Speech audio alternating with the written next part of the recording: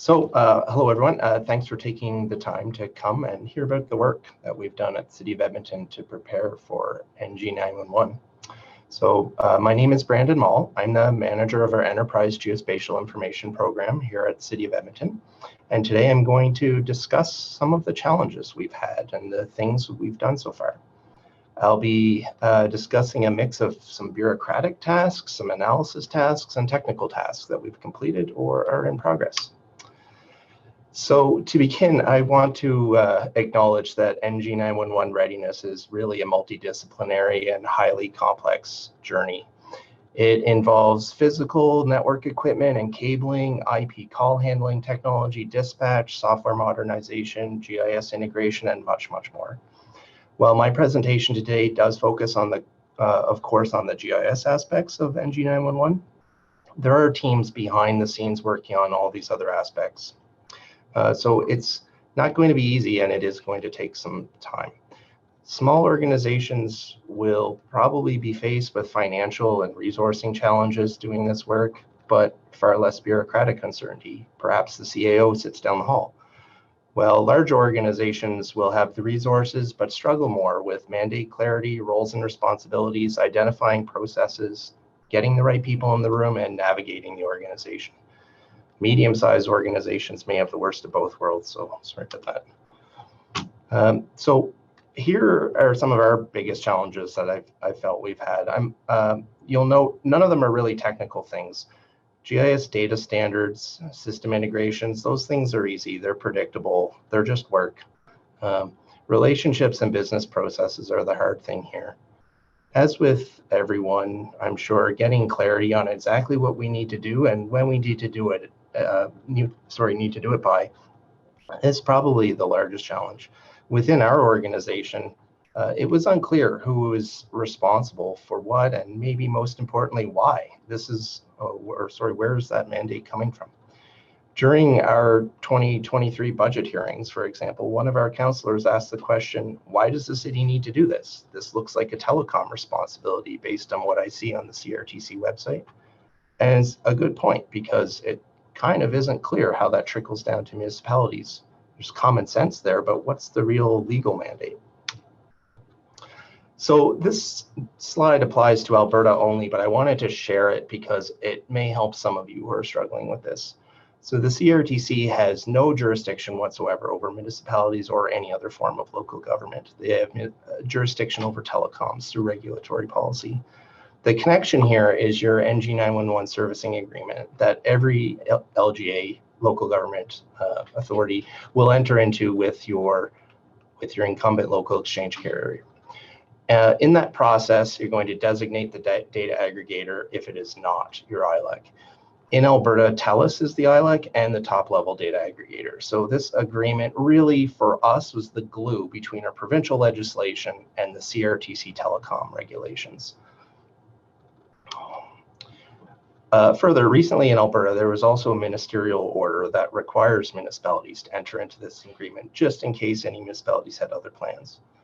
The ministerial order also includes some timelines for activation of the ESInet and suggests somewhat vaguely what GIS capabilities have to be in place by this coming September. Since handset location routing, or referred to as geodetic call routing by CRTC, is not going to be in place anytime soon, we are taking this date with a grain of salt. So, some things we've done. We've laid fiber, we've upgraded PSAPs, installed new IP call handling equipment and software, but that's not the focus for today. Following that, this is where we had done about a year ago or a year and a half ago, we completed our GIS readiness assessment with the Esri Canada team. This was really important for us for two reasons. It gave us a work plan and feeds into our business case for the next phase of this large project. And second, and maybe even more important than that, is it really helped us forge the relationships and created the list of stakeholders that we need to know and communicate with. Before this, nobody knew who to talk to. It was very siloed communication, and this really helped bring everybody together and understand who the players were.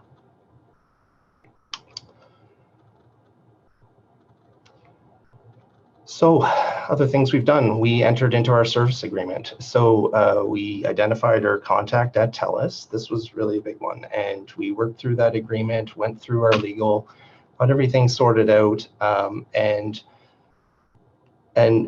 sort of took it from there. One of the things we identified in this process was that there actually wasn't an existing 911 service agreement of any form for Edmonton, like even for E911. 911 works in Edmonton right now because of hard work and dedication of many people based purely on good faith and common sense. There's actually no contract of any kind in place that makes this happen. So one big piece here was getting this agreement drafted, cleared through our legal, and then on the desk of our city manager. We did this through a series of education campaigns internally with different levels of management to get them to understand why this was really important, and further on with briefing notes. Once it landed on the desk of our city manager, it was signed same day. As a former military general, he didn't see this as being something too controversial. So it's pretty easy to get done once we got it there. So further things we've done, since our readiness assessment, we've created a new permanent position on our GIS team dedicated solely to NG911 compliance.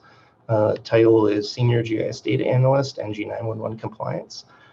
The focus of this position is on getting us compliant and keeping us compliant. It's operational in nature and has advisory functions as well. So this is really keeping an eye on the situation of NG911, what requirements are out there, the standards, and interpreting that so we can turn it into other operational work within our GIS team to make sure we can get it done. This person is also the liaison and on an ongoing basis and primary contact for our GIS public safety data needs for our various partners. TELUS as our data aggregator, fire, police, peace officers, and EMS for dispatch and operational needs, and our neighboring municipalities for that data alignment and integration that Robert spoke of. Additionally, I guess we've incorporated the NINA standard directly into our completely new Enterprise GIS. So while this isn't a focus of this conversation today, we have, in parallel to this, over the last number of years, been in the process of completely rebuilding our Enterprise GIS, both technology platform, but also all of the business processes and change management and training frameworks and whatnot to go with it. So in that process, we've designed in natively NINA compliant data models right in the back end. So one of the things that we're doing is making the data be formatted in a way so we don't really have to ETL it very much, especially maybe table structures, but not any of the attribute formats. So we're starting with NINA compliant data at the base, and then any outputs that our other departments need that might be in a different format, we'll use ETL in order to achieve that. We've been implementing new software tooling to enable reliable maintenance of the street network and address data. So we've built, we chose to build a custom hybrid of the address data management and the roadway management solutions for ArcGIS Pro.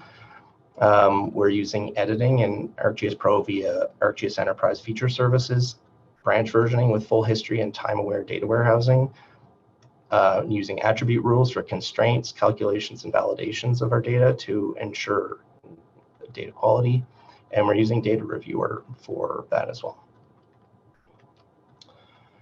So some things that we need to do still. We have data corrections and enhancements, many of them to do. We have data range misalignment with reality. We have routing issues, directionality, intersection topology, restrictions, and more. Temporary construction roads, private roads, and virtual street segments. This is a big one for us, where we found a diagram there showing the yellow line inside of condo complexes, for example, or temporary construction roads into new developments. While they're under construction, private roads, virtual street segments for enlarged sites, such as large parks or even the West Edmonton Mall, occupies 48 city blocks. So it's large enough that we need to have some virtual street segments inside of the parking lots in order to be able to navigate emergency vehicles to the correct entrance. I think there's 56 entrances to the mall. Relocating site address points, there's an example of that in the bottom of the middle, where site address points are kind of arbitrarily placed on parcels, and this causes some routing issues for some legacy routing products in our dispatch system. So we need to make sure that we align those to be consistent distance from site frontage. We need to figure out how to exchange data with TELUS and our PSAP. So I know this isn't all nailed down, but this is one of the things on our to be determined list. Is it FTP, web services? What's the file format? Web service API structure, cadence? Are we pushing or pulling the data, and who initiates that? Differential or full loads? We have no idea right now. So this is something that is not urgent, but we're well aware of, and it's on our radar. That's going to take some development work and system integration work down the line. So we're making sure that we resource for that. That's all, I guess, that I have to share with everyone. So feel free to get in touch with me. My contact information here. I'd love to hear from some of you in terms of how you're implementing NG911, the challenges you've had, and how we can maybe help each other.